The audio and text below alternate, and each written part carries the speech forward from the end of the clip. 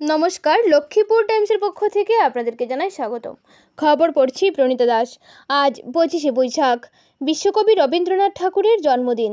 লক্ষ্মীপুর সমজেলার বিভিন্ন সংগঠনের পক্ষ থেকে বিভিন্ন অনুষ্ঠানের মাধ্যমে দিনটি পালন করা হয়। শুক্রবার সকাল 9টায় ফুলেরতল রবীন্দ্র বাটিকায় এসে উপস্থিত হন লক্ষ্মীপুরের বিধায়ক তথা রাজ্যের মন্ত্রী কৌশিক রায় সহ লক্ষ্মীপুর সমজেলার বিভিন্ন সংগঠনের কর্মকর্তারা।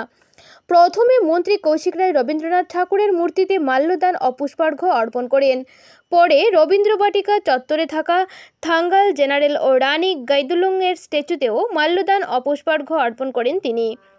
তারপর বরাক উপত্যকা বঙ্গ সাহিত্য ও সংস্কৃতি সম্মেলন লক্ষ্মীপুর আঞ্চলিক সমিতির পক্ষ থেকে সভাপতি সাত্তকী দাস, বাঙালি উন্নয়ন সংস্থার সভাপতি বিশ্বজিৎ দেব রায় মাল্যদান করার পর একে একে উপস্থিত সবাই পুষ্পার্ঘ্য অর্পণ করে কবিগুরুকে শ্রদ্ধা জানান।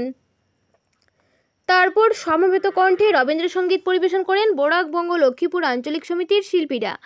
অনুষ্ঠানে বিশ্বকবি রবীন্দ্রনাথ ঠাকুরের বিভিন্ন দিক নিয়ে বক্তব্য রাখেন শিল্পজিৎ পাল, লক্ষ্মীপুরের বিধায়ক তথা মন্ত্রী কৌশিক রায়।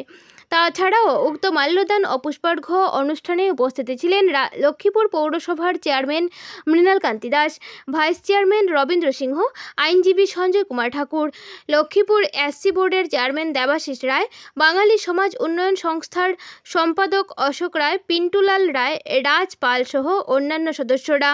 বরাকবঙ্গ লক্ষ্মীপুর আঞ্চলিক সমিতির পক্ষে সম্পাদক রানাজিৎ দাস, রূপম দেব, সোমা রায়, অনুরাধা রায়, অপর্ণা পাল সহ অন্যান্যরা।